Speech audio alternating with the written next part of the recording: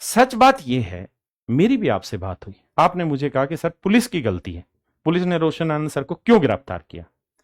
Sir आप सोच के देखिए, जिस राज्य का राज्यपाल आपके कोचिंग सेंटर में आता है, पुलिस की हिम्मत है आप पर गोलियां चल जाए और रोशन आनंद जैसे आदमी को गिरफ्तार ना किया जाए। और ये आपकी पहली गलती थोड़ी है सर। देखिए आपको ये समझना होगा, पहली गलती हो तो पाप है, प्रायश्चित है, लेकिन अगर गलतियां बार बार बार बार की जा रही हैं तो वो गलतियां नहीं, महापाप है। आपको ये समझने में बहुत देर लग गई। आप इतने बड़े टीचर हैं, ग्लोबल टीचर हैं यार, आपकी इतनी रिस्पेक्ट करती पूरी दुनिया। आप केबीसी में गए, केबीसी में जाके आपने कह दिया, एक दिन हो गया बम चला दिया गया हमारे यहाँ। अरे बाप। कपिल शर्मा शो पर आप चले गए, बम मार दिया था सर। हाँ, मेरे कोचिंग इंस्टीट्यूट पे 8-10 तो फेंक दिया सब। क्यों? क्लासेज है तो उसके हम बहुत कम फी लेते हैं, बाकियों को थोड़ा सा प्रॉब्लम आने लगा। शुभंकर मिश्रा पर आप चले गए, बड़े बड़े मंचों पर आप गए। मुझे याद है आपके यहाँ जब बम शायद हमला हुआ था, कौन हमला किया था? वो वहीं के थे सब, कोचिंग माफिया या वही माफिया सब। हाँ, आपने कह दिया कि मुझ पर 8 से 10 बम फेंका गया। बम जानते कौन फेंकते हैं? आतंकवादी फेंकते हैं। पूछा किसने फेंका? अरे हम 200 रुपया में पढ़ाते हैं, इस बात के चिढ़ में वो लोग बम फेंक दिए। अरे बम कोई आसान छोटी सी चीज है क्या? कोई पटाखा है क्या? फेंक दिया सर, बम फेंक दिए, ये आतंकवादी का काम है। पूछा किसने फेंक दिया? वही सब कोचिंग माफिया। सर आपने एफआईआर करवा दिया उन कोचिंग माफियाओं पे? करवा दिया कोचिंग माफियाओं पे एफआईआर? चलिए नहीं करवाया, आज करवा दीजिए उन कोचिंग माफियाओं पे। आपके पास तो बकायदा सीसीटीवी फुटेज भी होगा, आपके पास सारे सबूत भी होंगे।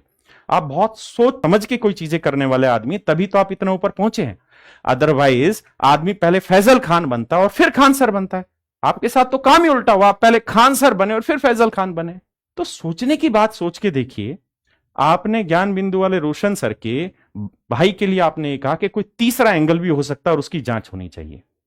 श्रद्धांजलि की आपने वीडियो बनाई, तो सर आप खुल के यूट्यूब पे बताइए ना, आपके पास तो सारी चीजें होंगी, आपके रिसोर्सेज और आपके सोर्सेज और आपकी अप्रोच तो पूरे वर्ल्ड में। आप एक बार बताइए ना वो तीसरा एंगल क्या है, कुछ तो होगा ना भाई। आपको कोई आहट हुई तो कोई तो कारण रहा होगा कि तीसरा एंगल है, बताइए, पुलिस को जाके बताइए। और आप ये बताइए कि जो केबीसी में जाके और बाकी शोज में बड़े बड़े प्लेटफॉर्म पे जाके आपने कहा कि कोचिंग माफियाओं ने मेरे ऊपर बम चला दिया क्योंकि मैं 200 रुपए में पढ़ाता हूं। आप पहले ये देखिए कि आप पढ़ाते कितने में। इनका बीपीएससी का फीस 30,000, ज्ञान बिंदु का बीपीएससी का फीस 10,000। गरीबों का मसीहा कौन? आपका फीस क्या है? एक एक बैच का 70-70 हजार आप फीस लेते हैं, 75-75 हजार, 35-35 हजार फीस लेते हैं। अगर आप विनम्र होके सोचेंगे ना सर, तो आपको ये समझ में आएगा कि जितना ऊंचा नाम उतनी ही ऊंची जिम्मेदारी। आप बड़े बड़े प्लेटफॉर्म पर जाते, वहां आप टीचर फेटर्निटी का मान बढ़ाते या नहीं बढ़ा रहे कोई इशू नहीं है, आप अपने आप को बड़ा दिखाते। देखिए 2 तरीके हैं, या तो आप अपनी लाइन बड़ी करें या दूसरे की छोटी करें। आपने क्या चुना? आपने अपनी लाइन बड़ी नहीं की, आपने दूसरे की लाइन छोटी कर दी। टीचर हैं पटना में पढ़ाने वाले बाकी सब लोग, या आतंकवादी हैं? अगर आतंकवादी हैं तो अब तक आप क्यों बैठे हो? कार्रवाई करो ना उनके ऊपर। आप क्या करने जा रहे हो? आप दूसरे की लाइन को छोटा करके बड़ा होने जा रहे हैं। और सर जानते हैं, जो 2 तारीख को आपने मीडिया के सामने बाइट दी ना, जो आपने बाइट दी कि हम 200 रुपया में पढ़ाते हैं इसलिए कोचिंग वाला सब जलता है, सच बात यह है कि आप 2 तारीख को भी नहीं चाहते थे एफआईआर हो। मैं अपने अनुभव से बात कर रहा हूं। आप चाहते थे बस एक पीआर तैयार हो जाए और उस पीआर में आप इस चीज को उठा दें कि खान सर पर 8 से 10 राउंड फायरिंग हुआ, गिरफ्तारी कोई ना हो। सर कोचिंग माफिया शब्द ही नहीं था, ये कोचिंग माफिया शब्द आपका पैदा किया हुआ है। कौन हमला किया था? वो वहीं के थे सब, कोचिंग माफिया या वही माफिया सब। टीचर्स की इज्जत होती थी। कंट्रोवर्सी सबके घरों में होती है, सब कोचिंगों में होता है, कंपटीशन हर जगह होता है। इस जगह नहीं होता, राजनेताओं में होता है, मीडिया न्यूज चैनलों में होता है। जहां 2 बर्तन होंगे वहां आवाज आती है, स्वाभाविक है। लेकिन एक गलती बार बार बार बार बार बार करते रहोगे तो आप सोच के तो देखिए, आपने पूरे पटना के टीचर को कोचिंग माफिया बना दिया। आप सबसे सस्ता पढ़ाते हैं सर, आप तो अगल बगल में भी नहीं है सस्ता पढ़ाने के। एसके झा सर 99 रुपए में पढ़ाते हैं, पूरा रेलवे पढ़ाते हैं। एग्जामपुर वाले विवेक सर को ले लीजिए, 11 रुपए में पूरा पढ़ा देते हैं। यूपीएसआई यूपी कांस्टेबल 1 रुपए में पढ़ा देते हैं। ये अभिनय सर को उठा लीजिए, 2016-17 में पूरे का पूरा एसएससी फ्री में पढ़ा दिया। अरे यूट्यूब है ना, पढ़ा दो जिसको फ्री में पढ़ाना है। लेकिन सच बात यह है, जिसको पढ़ाना होता है वो पढ़ा देता है। हम सब अपने रोजी रोटी के लिए खड़े हैं। इसलिए मैंने पहली स्टेटमेंट ये दी थी कि मैं गुरु नहीं हूं, हम एक टीचर हैं जो टीच कर रहे हैं आपको। और कोई ऐसा भी नहीं कि बहुत विद्वानता का काम हम आपको पढ़ा रहे हैं, नहीं। हम भाई 6ठी 7वीं 8वीं का गणित आपको पढ़ाने लग रहा हूं, मेरा इतना सा ही रोल है। हां, हम कुछ टीचर्स का ग्रुप बन गया और एक कैरियरवेल ऐप हमने 2017-18 में बना दिया। और 2017-18 में जब हमने ये ऐप बनाया, उस समय केवल अनअकैडमी था, बायजू था और हम थे। ये 3-4 ही ऐप थे, या 1-2 ऐप और होंगे। और उस समय जो कोर्सेज हुए थे वो कोई 100 रुपए में था, कोई 200 रुपए में था, कोई 999 रुपए में था, पूरे के पूरे कोर्सेज। एक सब्जेक्ट नहीं, एक एग्जाम में 20 सब्जेक्ट होते हैं। हम एक सब्जेक्ट अगर 200 में पढ़ाएंगे तो 20 सब्जेक्ट आप देख लो कितने में हो गए। लेकिन आपने हर प्लेटफॉर्म पर क्या सिद्ध कर दिया कि पूरी टीचर फेटर्निटी माफिया और आप सही। सर, आपकी यही आदत आपको ले डूबी और 2 जून को आपके इसी स्टेटमेंट की वजह से एक परिवार पूरी तरह खत्म हो गया। और केवल वो एक परिवार खत्म नहीं हुआ, अगर आप सच मायने में डीपली सोचेंगे तो आपको पता चलेगा कि पूरे 40 लाख जीडी के बच्चों की आवाज दब गई, नीट की आवाज दब गई, रेलवे ग्रुप डी की आवाज दब गई, सबकी आवाज दबा दी गई। आप इस पॉइंट को समझिए, जो नीट में 21 बच्चे अपनी जान हाथ धो बैठे, उनको कौन सांत्वना दे देगा? आज हर टीचर को, हर फेटर्निटी को, हर बच्चे को सिर्फ एक ही चीज दिखाई दे रही है कि रोशन आनंद सर का पूरा परिवार उजड़ गया। आप लोग इतने विवेकशील हैं, आप लोगों ने देश संभालना आने वाले वक्त में, आप ये क्यों भूल गए कि 21 बच्चों ने अपनी जिंदगी खो दी इसी नीट के एग्जाम के कैंसिल होने पे? और आगे ऐसी कोई घटना ना घटे, उसी के लिए तो सबने प्रेशर तैयार किया था। लेकिन उस प्रेशर की पूरी हवा से एक छोटी सी हरकत ने निकाल दी। आप बड़े टीचर हैं, आपको ये समझना होगा कि आपकी जिम्मेदारी भी बड़ी है। आप जब इतने बड़े बन गए हैं ना, तो आपका एक एक कदम बहुत सॉलिड होना चाहिए। आप कर क्या रहे हैं सर? मेरी आपसे बात हुई, मैंने आपको समझाया कि सर 50 लोगों के सलाह में मत जाइए। आप जिन भी लोगों से सलाह ले रहे हैं, मेरे पास आज ही वीडियो भी मैं क्यों बना रहा हूं, मेरे पास कल 3 बजे के आसपास एक फोन आता है और उस फोन में ये कहा जाता है कि ऐसे ऐसे आज 2:30 बजे ओखला में हमें मिलना है और वहां सारे यूट्यूबर और टीचर आ रहे हैं और हमें वहां खान सर की इमेज को बचाने के लिए प्रयास करना है। मैं हैरान हो गया इस बात को सोच के कि मतलब टीचर फेटर्निटी के पास अब यह काम रह गया कि हम किसी की इमेज बचाएं। हमारी इमेज तो उसी दिन खत्म हो गई ना। हम तो कोचिंग माफिया केबीसी में भी डिक्लेयर हो चुके हैं, हम तो कोचिंग माफिया शुभंकर मिश्रा के शो में भी डिक्लेयर हो चुके हैं। बैठे क्या, मुझे याद है आपके जब बम शायद हमला हुआ था, कौन हमला किया था? वो वहीं के थे सब, कोचिंग माफिया या वही माफिया सब? हम तो हर जगह कोचिंग माफिया डिक्लेयर है, जबकि इनसे 1000 गुना सस्ता पढ़ाते हैं।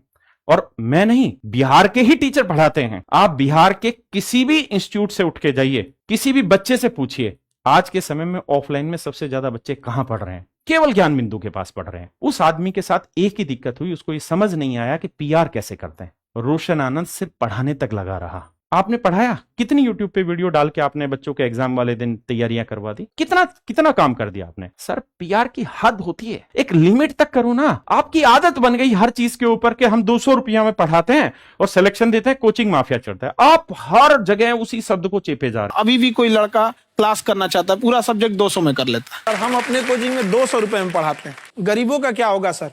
उस फीस में भी कई तो धमकी देने चले आते थे, कोई बंदूक लेके चला आता था, इसको इसे ही पढ़ाओ।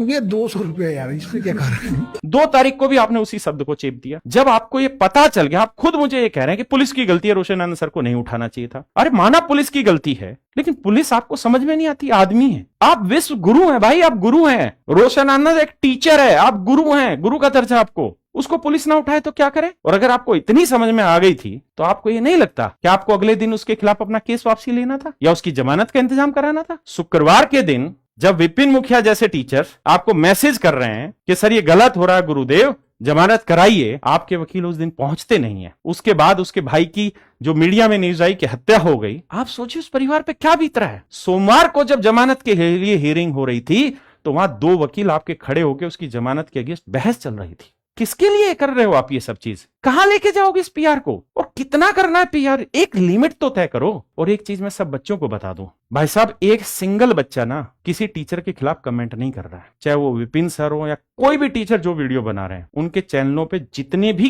कमेंट आ रहे हैं वो सब कंप्यूटर ऑपरेटेड फर्जी हैं।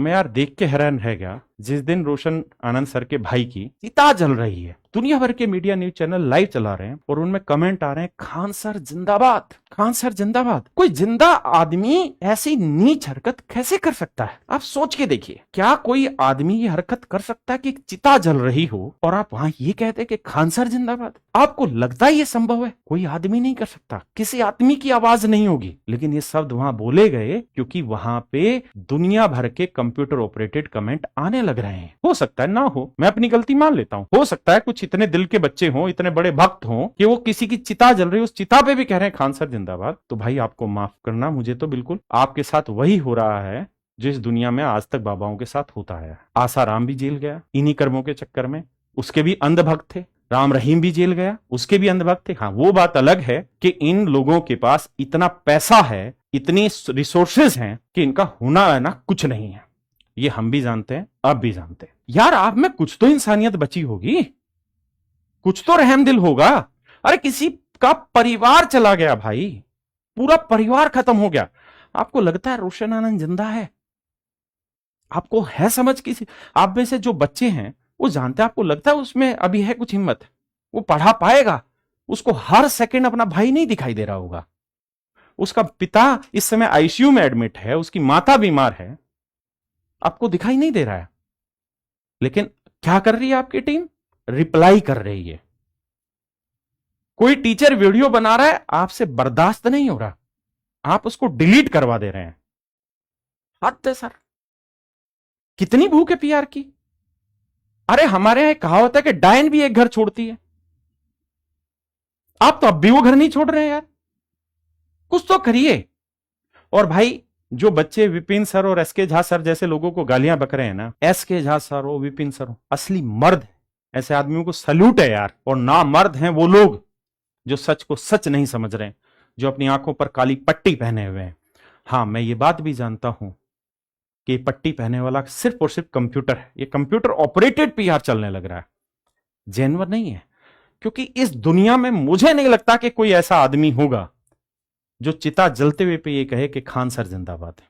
अगर है तो होंगे भक्त, उन्होंने ऐसे काम किए होंगे, कितने भक्त बने। और एक चीज और भी मैं यहां कहना चाह रहा हूं, पूरी दुनिया खिलाफ है इन लोगों के, लेकिन ये सच खड़े होकर स्वीकारते हैं और बोलते हैं। सच में ये लोग मर्द हैं और मर्दों का काम कर रहे हैं। आप देखिए कितने बड़े बड़ी चीजें ये कहने लग रहे हैं। विपिन सर को देखिए, उन्होंने क्या किया कि खान सर ने एक बच्चा लिया और उस बच्चे ने आज तक कोई सिंगल एग्जाम उसका क्लियर नहीं हुआ, मेरे को तो लगता है उसने फॉर्म तक भी नहीं भरा, लेकिन उसको स्टेज पे खड़ा करके आरओ डिक्लेयर कर दिया, बीपीएससी में पीसीएस सेलेक्टेड दिखा दिया उसको, वो इतना बड़ा अधिकारी बन गया। उसके बाद क्या हुआ, उसने करोड़ों की लूट मचाई, ऐसा विपिन मुखिया जी अपनी वीडियो और इस जन्म के अगले जन्म तक भी याद रखा जाएगा। बहुत बुरा लगा। अच्छा, बाइक से आप गए थे एग्जाम देने ना, यहाँ पे आप ही ऑनलाइन इसकी प्रचार की गई, पर ये अंकित यादव जो है ना, ये फर्जी है, ये आरओ है ये नहीं है, ये डाटा एंट्री ऑपरेटर है, वो भी प्राइवेट वाला। और ना जाने कितनी लड़कियों के साथ उसने यौन शोषण किया। अभी तो खुलेंगी पड़ते और ये एपिसोड तो रोज बनेंगे। आप सोचिए, आपकी एक छोटी सी गलती, क्या किसी लड़की में बिचारी में इतनी हिम्मत होगी, हमारी मां बहन में, कि अपनी बेटियों को या अपने आप को लड़कियां थाने में ले जाके कह दें कि मेरे साथ ये गलत हुआ है? आपको लगता है ये चीजें आसान है? आप एक मैनकाइंड फार्मा नाम की प्राइवेट कंपनी में काम करने वाले लड़के को स्टेज पे ले आते हैं और कहते हैं ये इनकम टैक्स इंस्पेक्टर है या इनकम टैक्स ऑफिसर है, जबकि उसका लेना देना तक नहीं खानदान का। आप सुखोई विमान उड़वा रहे हैं लोगों से जिनका सिलेक्शन तक नहीं हुआ, लोग एपिसोड बना रहे हैं, अब आगे आप डिलीट करते चले जाइए। अरे जब गलती हो गई, मैंने भी आपको ये चीज कही, मैं भी आज वीडियो बना रहा हूं तो इतने टाइम बाद आपको बना रहा हूं। मैंने आपको कहा कि सर गलती आपसे हुई है, अगर आप अपनी गलती मानते हैं तो एक काम करिए, अपने आप को सरेंडर करिए। ये तो बात आप भी जानते हैं, मैं नहीं मानता इस बात को कि उसकी हत्या हुई या क्या हुई, वो तो कानून बताएगा। लेकिन ये बात तो आप भी जानते हैं कि वो दर्द यहां नहीं उठा, वो दर्द यहां उठा था, और यहां का दर्द ज्यादा घातक होता है। और ये बात आप भी जानते हैं कि कानूनी रूप से आपका कोई बाल बाका नहीं कर सकता। अगर यहां के प्रेशर को माप के सजा दी जाती तो सुशांत सिंह राजपूत को मारने वाले लोग आज जेलों में बंद होते। कोटा में हर महीने, हर साल कितने बच्चों की जिंदगियां चली जाती हैं इसी दबाव में। आज पता नहीं कितने टीचर जेलों में बंद होते। नीट का पेपर कैंसिल हुआ, 21 बच्चों ने अपनी जिंदगी खो दी। उस प्रेशर के लिए कितने लोग दोषी ठहराए गए? कोई नहीं दोषी ठहराया गया। आज हम डिमांड कर रहे हैं कुछ भी, लेकिन इनका बाल भी नहीं बाका हो सकता यार। तो आपको क्या बिगड़ रहा है? आपको सिंपल यूट्यूब पे आना है, अपनी माफी करनी, और यूट्यूब पे मत आइए। मैंने आपको कहा कि आप रोशन आनंद के पास भी मत जाइए, आप उसकी मां के पास जाइए, प्रशासन की मदद लीजिए, 20-50 टीचर की मदद लीजिए और जाइए उसके घर। इस दुनिया में आपकी इस गलती की माफी नहीं है, लेकिन विश्वास मानिए, उस मां के तमाचे खा लोगे ना तो आगे किसी और मां के घर नहीं उजड़ेगा। और एक बात मैं उन सभी कर्ण से कहना चाह रहा हूं जो गलत चीजों में साथ देते हैं, अगर गलती ऐसी है जिसको क्षमा किया जा सकता है तो कर्ण बनिए, कोई दिक्कत नहीं है। द्रौपदी का चीरहरण हुआ, कर्ण कुछ नहीं कर पाया, नर्क भोगना पड़ गया जीते जी।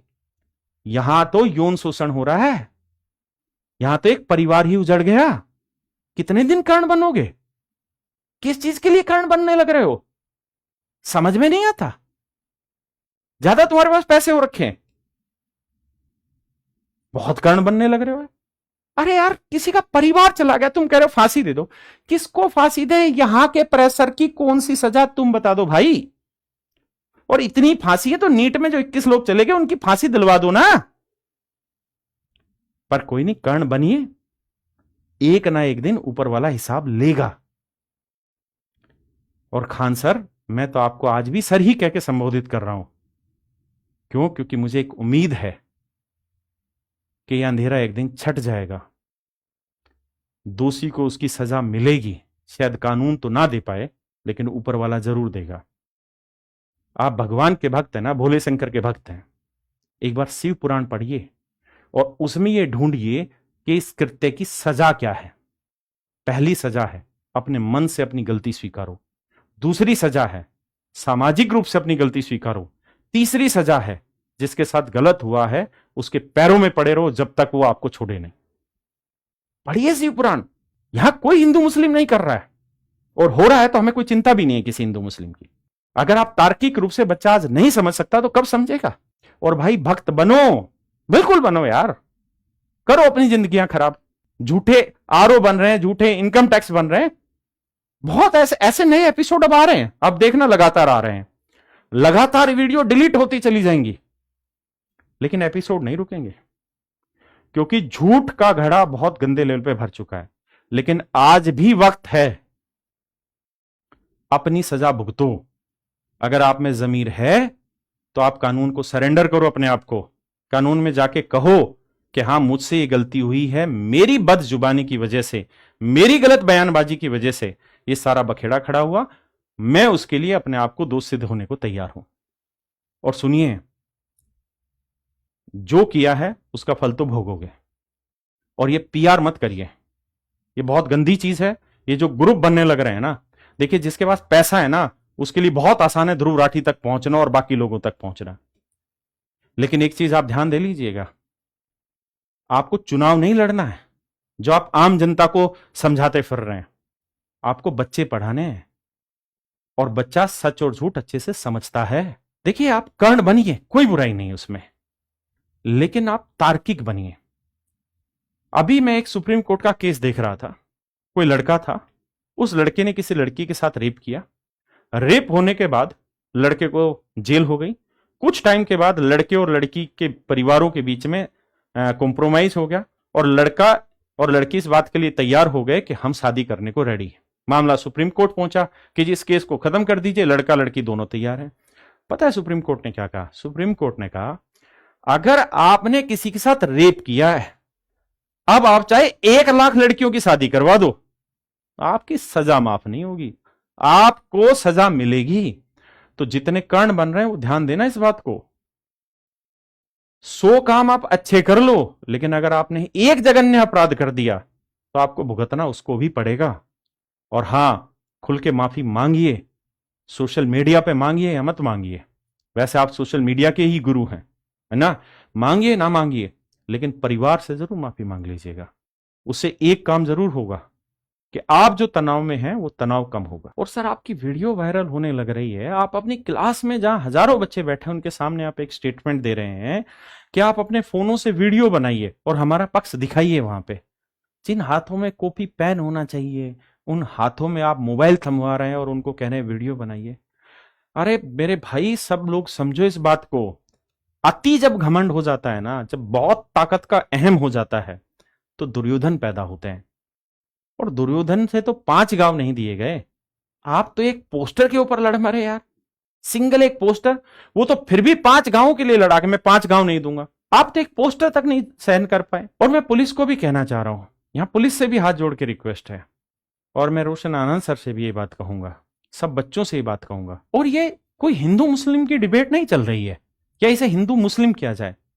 आप सोच के देखिए इस चीज को कि 2 साल पहले यही डिबेट चली थी कि आपका नाम क्या है। हम जैसे हजारों टीचरों ने आपके पक्ष में वीडियो बनाई, एक सिंगल आदमी बाहर निकल के नहीं आ पाया जो आपका नाम ले दे। आज हर आदमी फैजल खान कह रहा है। और मैं यहां हाथ जोड़ के एक सिंपल रिक्वेस्ट कर रहा हूं बिहार सरकार के मुख्यमंत्री सम्राट चौधरी जी से। देखिए, कोई इनके बारे में कुछ भी कहता रहे, लेकिन मैं एक बात जानता हूं कि यह आदमी बुलंद फैसले लेने के लिए जाना जाता है। जो फैसला ले लेंगे वो किसी भी दबाव में झुकेंगे नहीं। आज के समय में बिहार में डबल इंजन की सरकार है, केंद्र सरकार भी और बिहार सरकार भी है। जैसे आसाम में जुबीन गर्ग जी का जो सिंगर है उनका जो मुद्दा हुआ, सिंगापुर में उनकी डेथ हुई और असम सरकार ने इतना जल्दी कार्रवाई की, आसाम में उसकी एफआईआर काटी। एफआईआर काटने के बाद इन्वेस्टिगेशन टीम बनी और पूरी जांच को बहुत जल्दी समय में खत्म किया गया। मैं उम्मीद रखता हूं सम्राट चौधरी जी से, ऐसे व्यक्तित्व वाले आदमी से जो किसी के आगे झुकेंगे नहीं और इस मुद्दे पर प्रखर होकर सरकार कार्रवाई करे। और मैं मुख्यमंत्री जी आपको ये वचन देता हूं, हम ना तो जाति के लिए लड़ते हैं टीचर, ना किसी और चीज के लिए। अगर आज टीचरों को जरूरत है अपने अस्तित्व बचाने के लिए, अगर आज ये दूध का दूध और पानी का पानी नहीं हुआ तो ये टीचर सच में 2 कौड़ी का रह जाएगा। आपसे हाथ जोड़ के रिक्वेस्ट है, आज इस टीचर के अस्तित्व को बचाइए। जब जरूरत होगी तो यही टीचर आपके लिए आपके कंधे से कंधा मिलाकर खड़े आगे मिलेंगे। मैं बस हाथ जोड़कर आपसे रिक्वेस्ट करूंगा और अपने बच्चों से कि यही वक्त है हमारे मुख्यमंत्री तक हमारी बात पहुंचाने का कि आज अगर कार्रवाई हो गई तो ये लड़ाई आगे नहीं जाएगी, वरना जिस तरह से कुछ शब्दों से एक परिवार उजड़ गया, ना जाने आने वाले वक्त